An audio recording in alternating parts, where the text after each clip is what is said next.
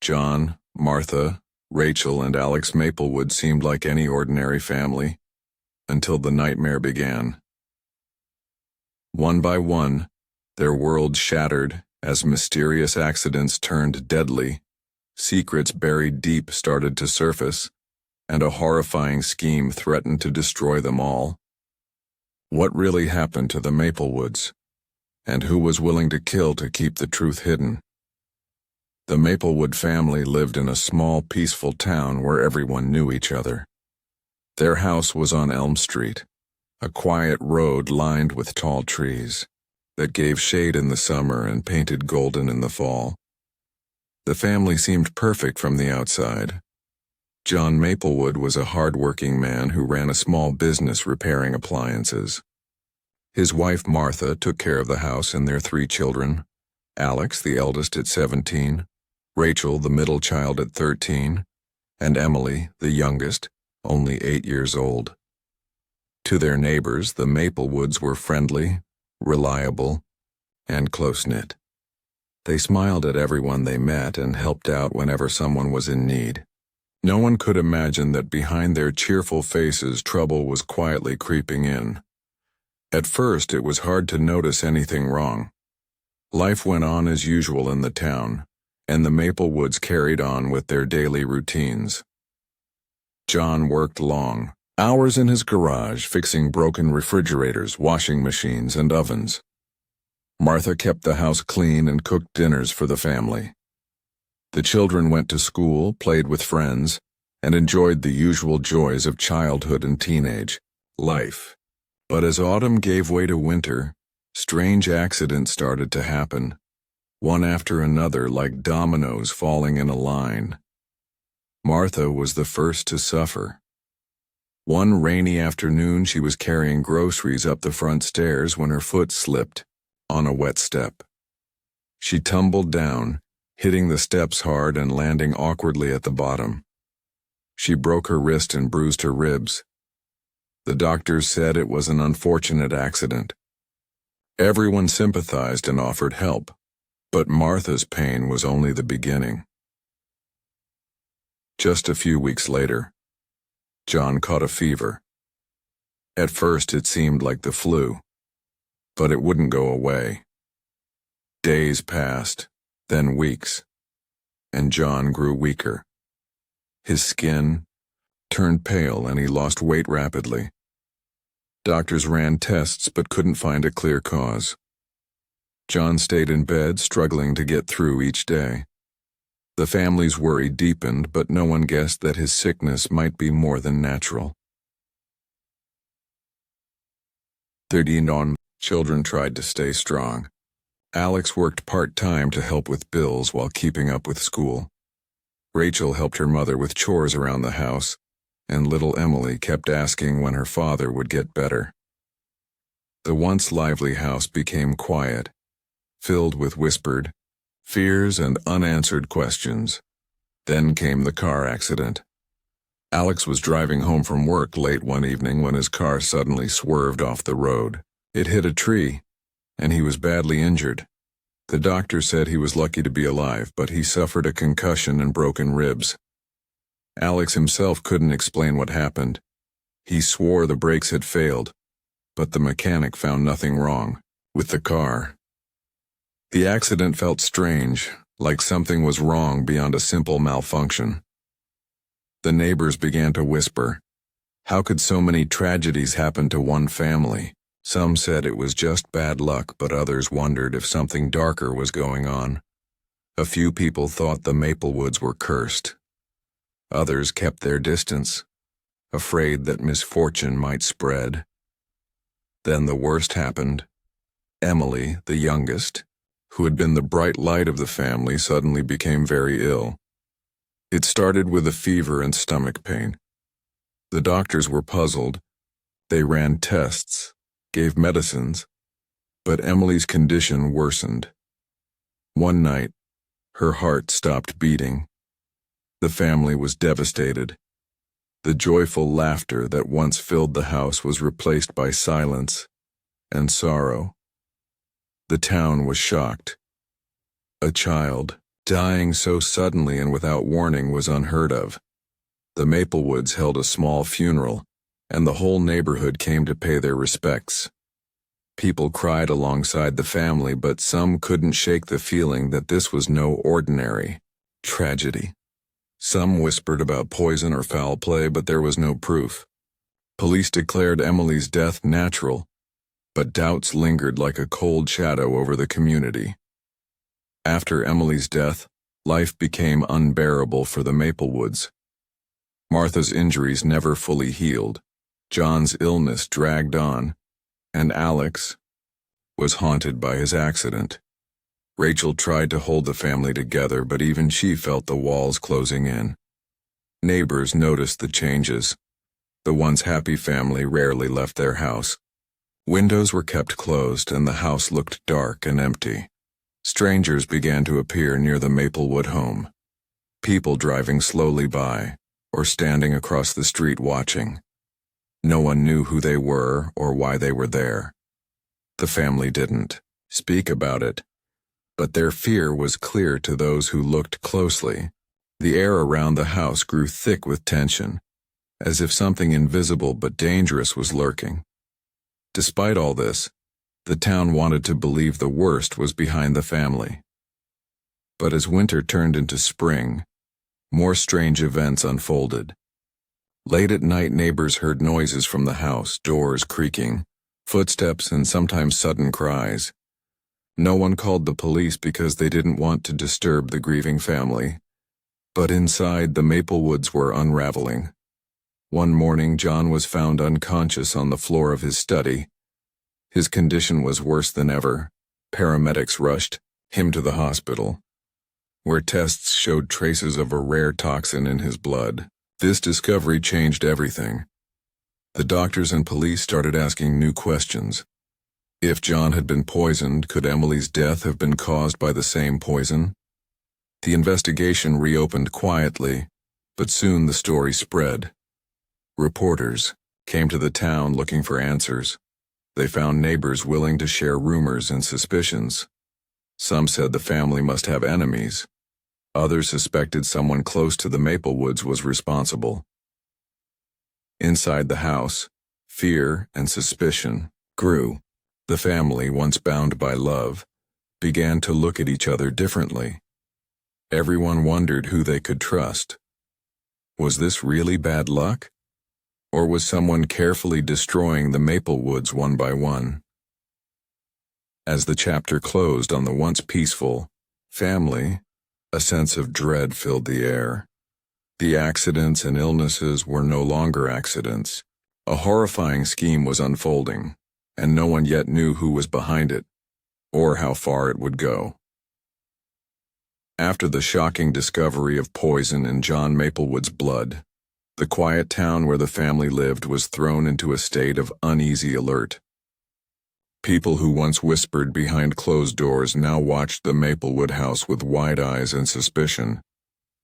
The peaceful street of Elm was no longer the safe place it had been. Something unseen, something dark was closing in around the family, and everyone felt it. John was rushed into intensive care at the hospital. His condition was grave, and doctors struggled to find an antidote for the poison. Martha stayed by his bedside, pale and exhausted, barely eating or sleeping. The doctors told her the toxin was rare and hard to detect. It was unlike anything they had seen before. It seemed deliberately chosen, something meant to harm slowly and silently. The family's nightmare was no longer a string of bad luck. It was a targeted attack. At home, the surviving children were left in a fragile state. Alex, still recovering from his car accident, was haunted by nightmares. He couldn't shake the feeling that someone was watching him, waiting for another chance to hurt the family. Rachel was overwhelmed, trying to keep the house in order and care for her mother while managing her own fear. The weight of grief pressed on them all, but beneath it was a growing tension, like a wound that would not heal. Outside, neighbors reported seeing strange figures lurking near the Maplewood home. Some described a shadowy man standing in the bushes. Late at night, others noticed unfamiliar cars driving slowly down Elm Street, their windows tinted so dark no faces could be seen. The local police promised to keep an eye on the area, but their visits were few and far between. The town was too small to handle something this serious, and the case seemed to grow colder with each passing day. Detective Claire Bennett was assigned to the case after the new evidence came to light. She was a seasoned investigator known for her careful attention to detail and quiet determination. Her arrival gave the family and the town a flicker of hope. She began by reviewing everything: the accidents, the illnesses, the strange happenings. She talked to neighbors, friends, and family members, looking for any clue that could explain why the Maplewoods were being targeted. Her first breakthrough came from an unlikely source: a letter found tucked in a drawer in John's study. It was old, yellowed with age, and written in hurried, shaky handwriting. The letter warned John to stop what he was doing or face serious consequences. Detective Bennett couldn't be sure who sent it, but the threat was clear. Someone from John's past had reason to want him silenced. Further investigation revealed that John had once been involved in a business that was not as innocent as it seemed. Years ago, before settling into his appliance repair shop, he had worked with a group of men involved in illegal dealings. There were rumors of stolen goods, secret deals, and double crosses. John had left that life behind, but it seemed someone hadn't forgotten. Meanwhile, Martha was struggling in ways no one could see. Her body still ached from the fall down the stairs, and her spirit was breaking under the weight of fear and uncertainty. She began to avoid neighbors, rarely stepping outside. Friends tried to reach out, but she refused help. Something had changed in her, a quiet desperation that no one could understand. As the days passed, the house on Elm Street grew darker, colder. The remaining children became more withdrawn, their eyes haunted by what they had lost and what might still come. Rachel stopped going out with friends. Alex spent hours locked in his room, staring at the walls. It was as if the family was slowly disappearing piece by piece, swallowed by the shadows that crept closer. Then more strange incidents happened. Late one night, a neighbor reported hearing the sound of breaking glass coming from the Maplewood property. The police were called but arrived to find everything seemingly normal. No one was inside the house except the family, and there was no sign of forced entry. But the next morning, a window on the second floor was shattered. No explanation was given, and no one admitted to seeing anything. In the days that followed, the police found another disturbing clue. Traces of poison were discovered in the family's food supplies. It was unclear who had introduced it, but it was clear the Maplewoods were being watched and targeted inside their own home. Fear turned into panic. The family could no longer feel safe anywhere, not even in their own kitchen. This discovery caused a rift among the family members. Suspicion grew in quiet, bitter ways. Whispers of distrust passed between them. Had someone inside the family been involved? Was this the work of an outsider? The answers were not easy to find, and the tension stretched thin what little trust remained. Detective Bennett pressed on. She interviewed everyone again, searching for inconsistencies, for someone who might have a motive. It was difficult. Everyone seemed scared or unwilling to talk. But one detail caught her attention. Martha had been seen meeting with an unknown man in a park nearby. She refused to say who he was or what they talked about, only that it was important. Bennett followed this lead. It led her into the darker side of the town's history, revealing connections between the stranger and John's past associates. The man was linked to a criminal network that had once pulled strings in the area, controlling businesses and people through fear. Now it seemed that network had reopened old wounds, reopening a dangerous game where the stakes were life and death. As the pieces slowly came together, it became clear that the Maple Woods were caught in a web much larger than they had imagined. The accidents, the poisonings, the strange visitors, none were random. Each was a carefully planned move to break the family and take control of what John had left behind. The surviving family members were prisoners in their own home, trapped by fear and the knowledge that their lives were in danger. The town, once a close community, watched from a distance, powerless to help. And Detective Bennett faced the hardest challenge of her career, uncovering a hidden enemy who was patient, clever, and merciless. As the chapter ended, a sense of dread settled over Elm Street. The Maplewood family was slowly unraveling, their fate uncertain. The shadows around them grew darker, and the question on everyone's mind was no longer if the family would survive, but how many more would be lost before the nightmare finally ended. Detective Claire Bennett was determined to uncover the truth behind the tragedies that had befallen the Maplewood family. The evidence she had gathered so far painted a disturbing picture, but many questions remained unanswered. As she dug deeper into John Maplewood's past, she found herself stepping into a world far darker than the quiet town had ever seen. One of the first discoveries was a hidden journal John had kept in a locked drawer in his study. The journal was filled with notes, dates, and names, some familiar, others mysterious. It revealed that John had once been involved in risky business deals with a man named Victor Crane, a figure known for ruthless tactics and a shadowy reputation.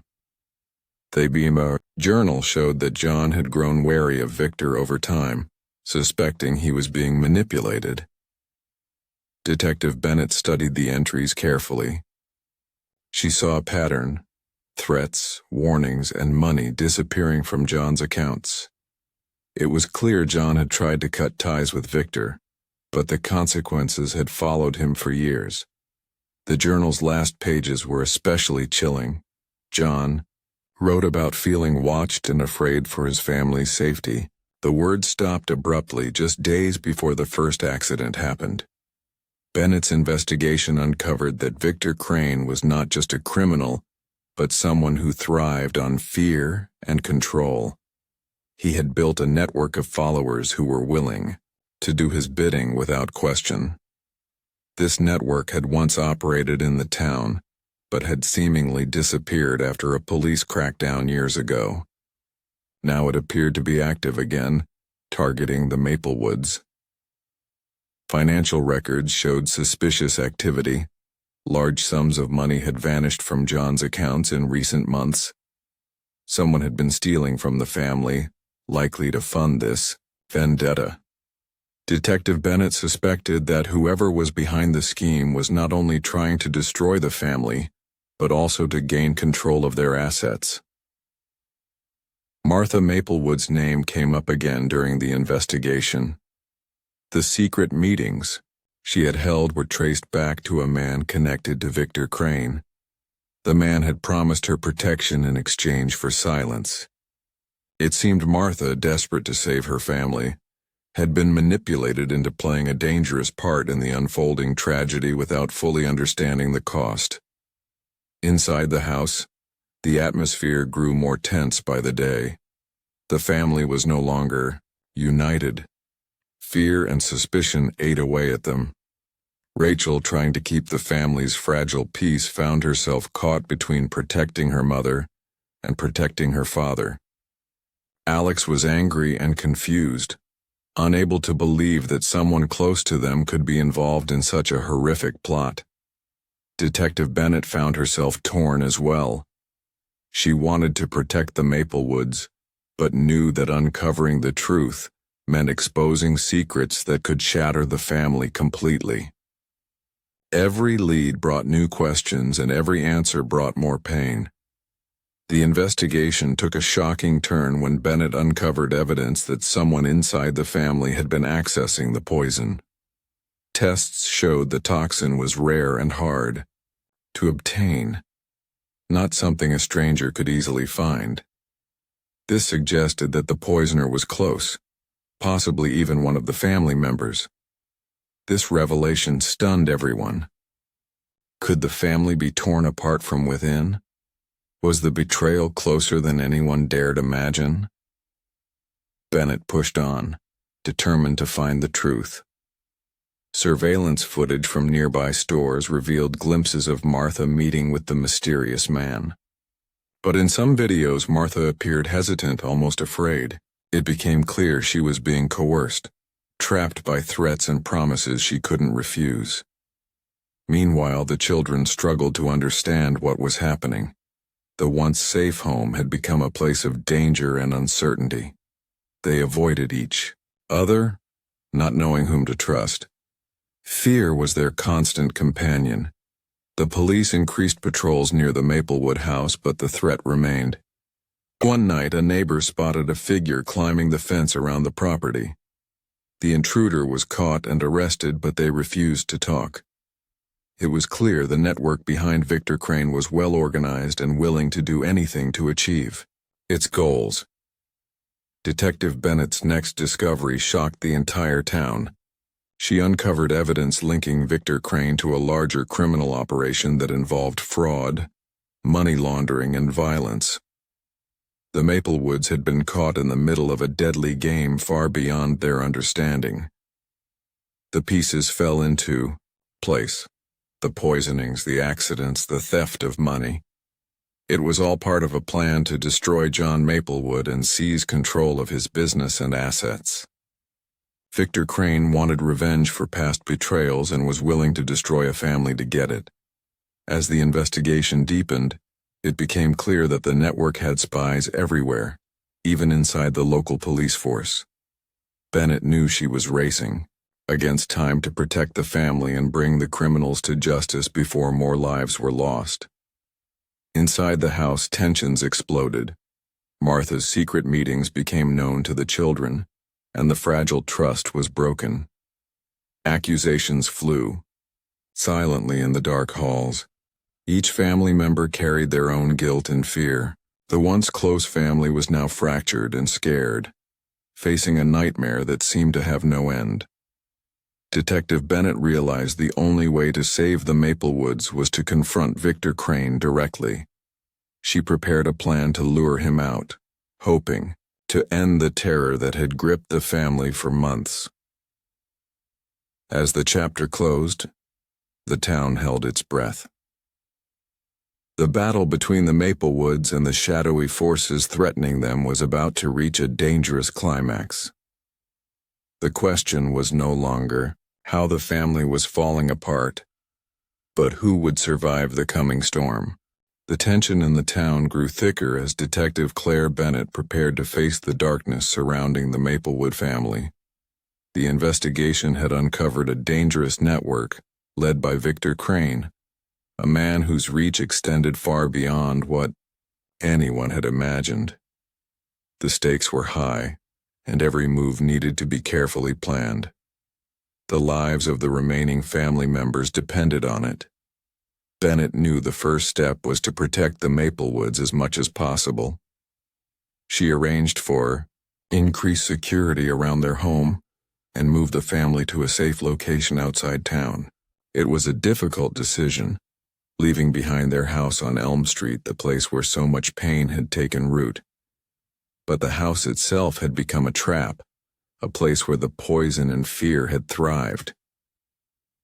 Moving the family was the only way to keep them alive. While the family was relocated, Bennett focused on drawing Victor Crane out of hiding. She understood that he was clever and ruthless, always staying one step ahead. The criminal had managed to silence anyone who stood in his way and had spies watching the police. To catch him, Bennett needed a plan that was as cunning as the man she was chasing. She set up a sting operation. Using information gathered from the Maplewoods movements and the few leads about Victor's contacts, Bennett created a fake opportunity, something that would tempt Crane to reveal himself. It was risky, but it was the only way to break the long silence and bring some answers. As the plan took shape, the Maplewoods tried to heal, but the scars ran deep. Martha was fragile, physically and emotionally. The guilt she carried weighed on her like a stone. She had made choices she thought would protect her family, but had instead allowed danger inside their lives. Rachel struggled to forgive her mother, while Alex remained silent, burying his anger and fear beneath a cold shell. Detective Bennett visited the family often, providing updates and reassurance. She saw the pain in their eyes and felt the heavy burden they bore. Their trust in her was fragile, but it was all they had left. The detective's resolve strengthened. She would not let them down. Meanwhile, Victor Crane watched from the shadows. He was aware that the police were closing in, but he had a plan of his own. His network was loyal and ready to act. The longer Bennett delayed, the more dangerous things became. Victor decided to send a warning, a reminder that he was in control. One night, a fire broke out at the Maplewoods' former home on Elm Street. Flames consumed the house rapidly, turning memories to ash. The neighbors watched helplessly, their hearts heavy with sorrow. Luckily, no one was inside at the time, but the message was clear. Victor Crane's reach was long, and he was not afraid to use violence. The fire shook the town. It was a brutal reminder that the nightmare was far from over. People whispered about curses and evil spirits, but Detective Bennett knew better. This was the work of a man who thrived on fear and destruction. The sting operation finally went live. Bennett and her team waited, watching for any sign that Victor would take the bait. The fake opportunity was designed to look like a deal involving money and power, something Victor could not resist. Days passed in tense silence. Then, one evening, a meeting was arranged. Bennett and her team followed carefully as Victor's henchmen approached the location. The moment was tense, electric with the danger of what might happen next. The police were ready to act, prepared to arrest the criminals and end the nightmare. But Victor was prepared too. As the meeting began, a trap was sprung. Hidden alarms blared and gunfire erupted from the shadows. The operation was compromised. The police were forced to retreat, narrowly escaping with their lives. It was a devastating setback. Victor vanished again into the darkness, leaving chaos in his wake. The failure was a blow to Bennett and her team, but it only strengthened their resolve. They now knew the lengths Victor would go to protect himself, and the power he still held. Back with the Maplewoods, the impact was immediate. The family felt the weight of the danger more than ever. They were no longer just victims. They were pawns in a deadly game of cat and mouse. The walls they had built around themselves began to crumble. In the days after the failed sting, Rachel received an anonymous letter. It was simple but chilling. "You cannot hide. We are watching." The message sent a new wave of fear through the family. The network behind Victor Crane was closer than anyone had dared imagine. Detective Bennett intensified her efforts. She reached out to federal agencies for help, realizing the case was beyond local police capabilities.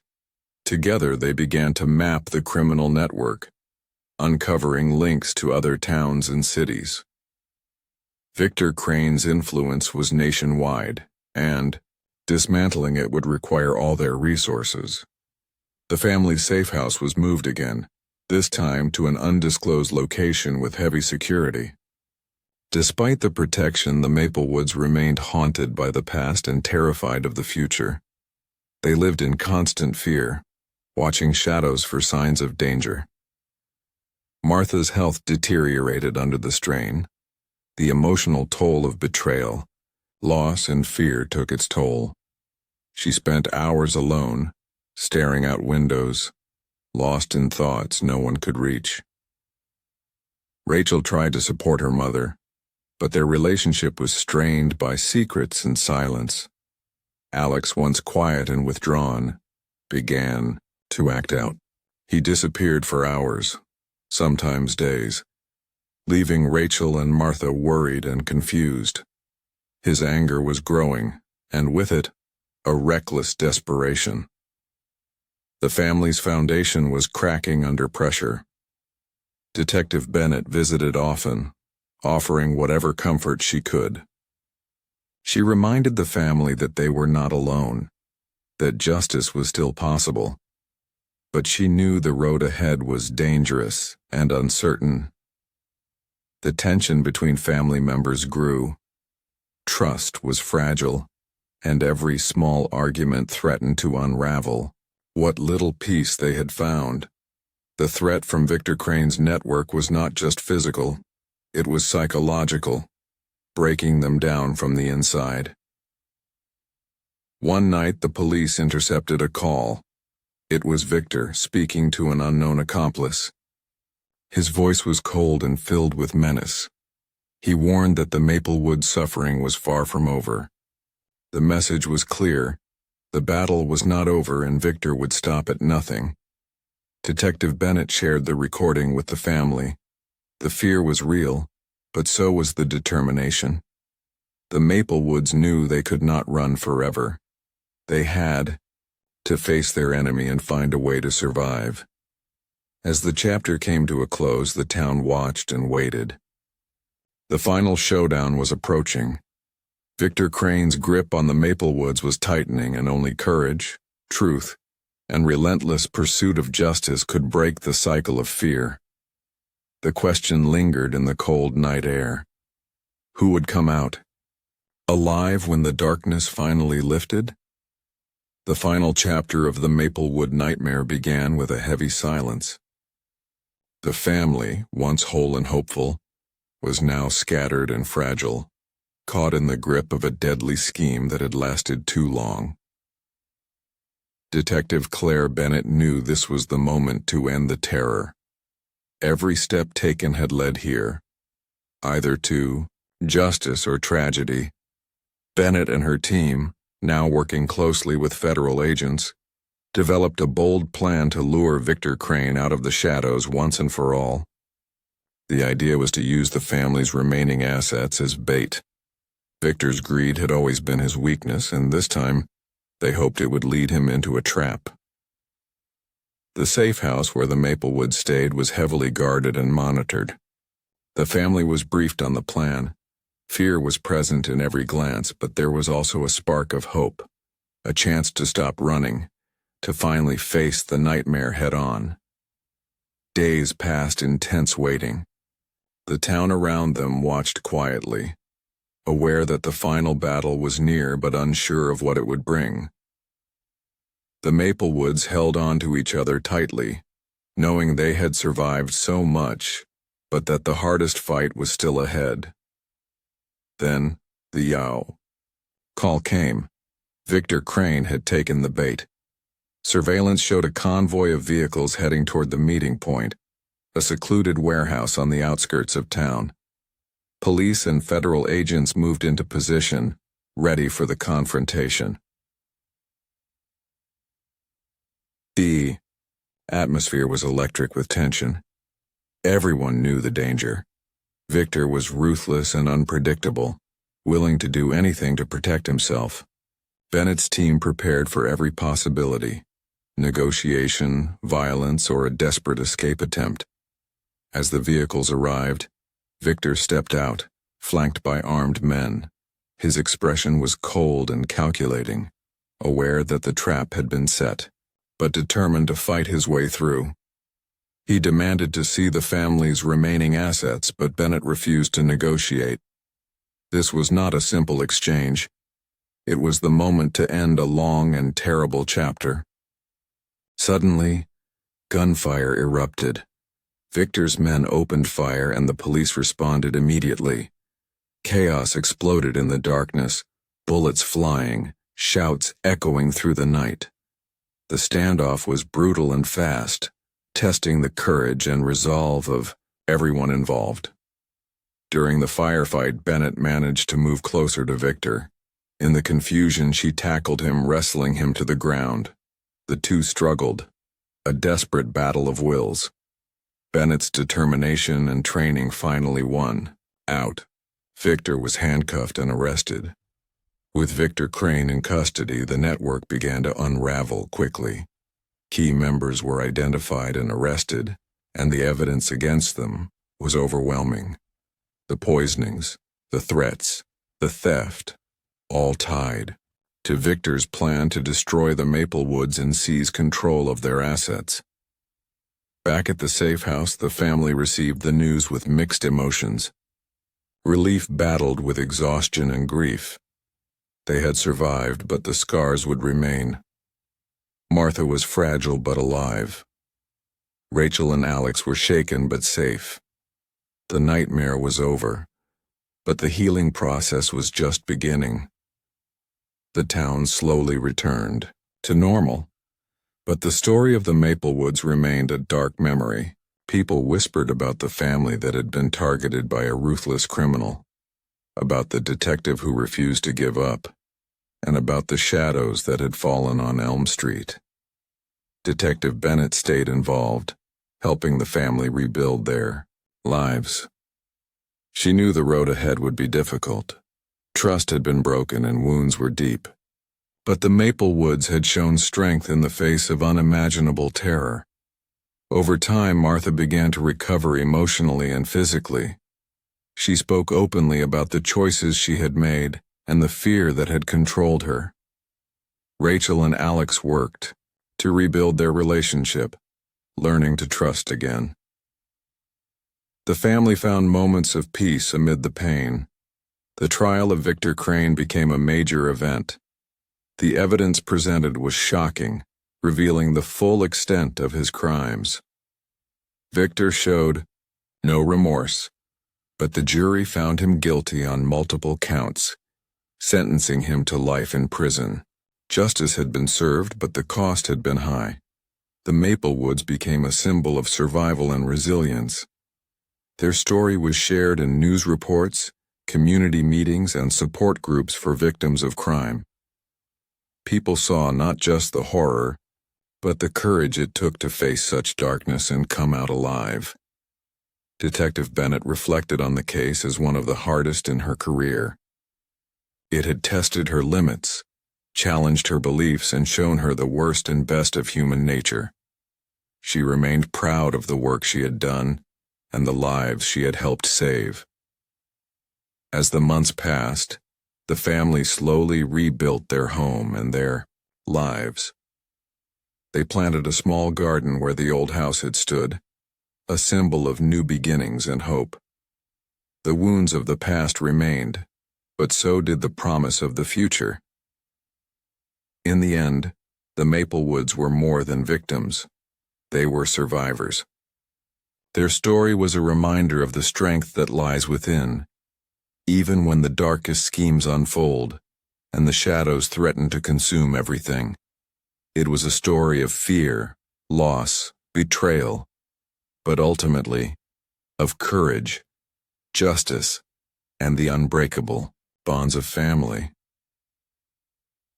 The town of Elm Street healed, but it never forgot the terrible events that had touched its heart. The Maplewood story was a warning and a lesson, a chilling tale of a horrifying scheme that unfolded as a family started dying, one by one, but also a testament to the power of hope, determination, and the fight for truth.